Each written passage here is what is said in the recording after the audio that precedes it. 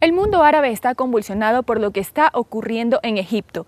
Miles de personas han ido a las calles para pedir la salida de su presidente Hosni Mubarak, quien ha gobernado con mano dura este país de más de 80 millones de habitantes por ya 30 años. Pero esta es más que una crisis política que afecta a este país.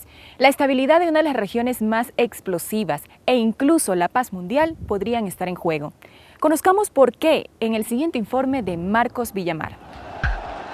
Egipto, el país árabe más poblado con 80 millones de habitantes, está viviendo una crisis política sin precedentes. Millones piden públicamente la salida del presidente Hosni Mubarak, quien ha gobernado este país por más de 30 años. ¿Pero qué llevó ahora al pueblo egipcio a desafiar un régimen represivo y altamente militarizado tras 3 décadas de mano dura? La respuesta podría estar en otro país árabe, mucho más pequeño, pero con similaridad política. Túnez, norte de África. El 17 de diciembre un joven licenciado desempleado que vendía verduras se prendió fuego después que un policía lo golpee violentamente y sin razón y le retire el permiso para vender.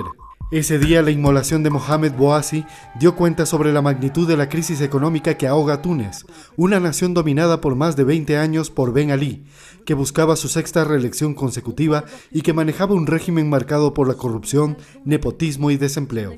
Un mes entero duraron las protestas que finalmente lograron la salida del mandatario. Se contaron 66 muertos y cientos de heridos en las jornadas de protesta. Ali fugó del país y se asiló en Arabia Saudita con su familia. Una vez fuera del país se dictó una orden de prisión contra el dictador y su esposa por apropiación indebida de bienes. Se estima que la mayoría de empresas en Túnez son de propiedad de la familia del ex gobernante y que su esposa habría fugado con varios lingotes de oro puro, cuyo valor no se puede precisar. La revuelta en el pequeño Túnez enciende una mecha que se extiende a lo largo del Magreb, como se conoce a la zona norte del África, habitada mayoritariamente por árabes, región que sufre hoy de una difícil situación económica, alto costo de la vida, desempleo y políticamente dominada por gobiernos considerados corruptos y antidemocráticos. Marruecos. El alto costo de los alimentos ha obligado que el rey Mohamed VI ofrezca nuevas subvenciones. Las protestas continúan, pero la tensión disminuyó. Argelia. En 2 días 7 muertos, 4 de ellos se incendiaron, 400 heridos. La protesta se origina por el alto costo de los alimentos. El presidente Bouteflika, que gobierna el país 12 años, anuncia el fin del estado de emergencia vigente desde 1992. Jordania. El rey Abdalá II destituye al primer ministro ante 3 semanas de manifestaciones. Anuncia también cambios económicos, desde elevaciones de sueldos y reducción de precios a los alimentos básicos. Yemen, uno de los países más pobres del mundo árabe. La alfabetización apenas alcanza la mitad de la población. Ali Abdallah Saleh gobierna el país desde 1978 y ha anunciado que no se presentará a una nueva reelección, ni su hijo lo sucederá en el cargo. Las protestas exigen su salida y el mandatario ha respondido con la elevación de salarios parcial a los funcionarios públicos. Sin embargo, las revueltas más fuertes se han dado en Egipto. La ola de protestas no dejó atrás a la principal potencia económica y militar de la región, donde se reportan hasta el cierre de nuestra edición más de 300 muertos y al menos 5.000 heridos en estos 13 días. En Egipto rige una ley marcial que otorga amplias facultades a la policía. Los derechos constitucionales están suspendidos desde 1967. Hosni Mubarak asumió el gobierno en 1981, a la muerte de Anwar al-Sadat, asesinado por islamistas que repudiaban el tratado de paz que firmó Egipto con Israel. Entonces, el gobierno de Mubarak se vuelve un aliado estratégico de Israel y de Estados Unidos, de quien recibe $1.500 millones anuales en ayuda. Declara que su régimen autoritario es necesario para salvar a Egipto de la amenaza islámica radical.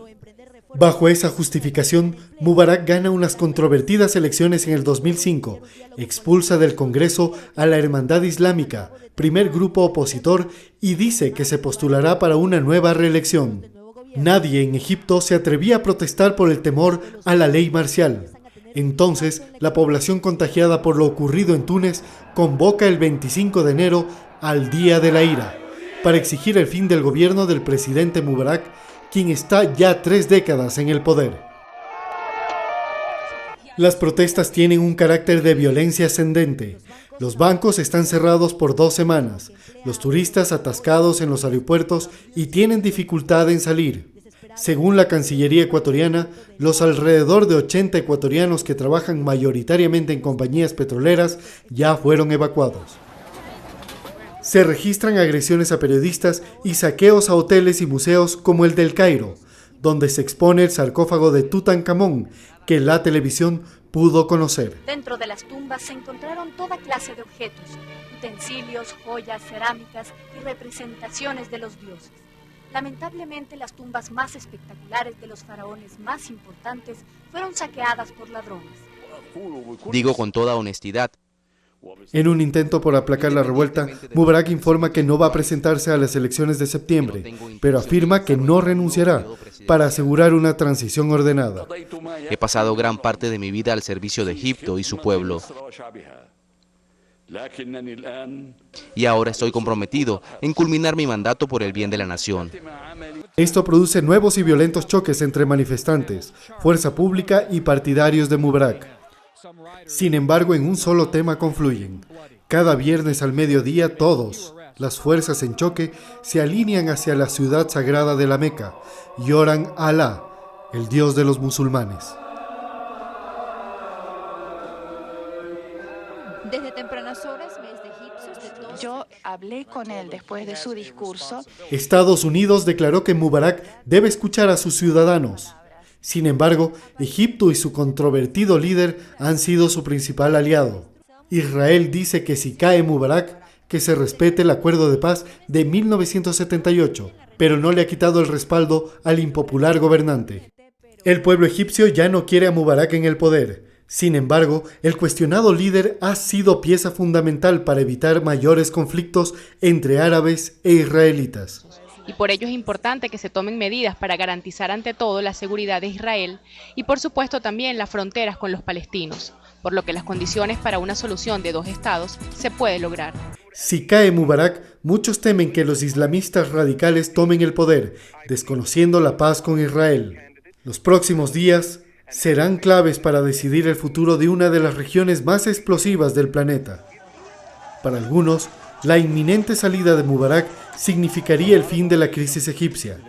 Para otros, sin embargo, sería apenas el comienzo de una crisis de mucho mayor escala.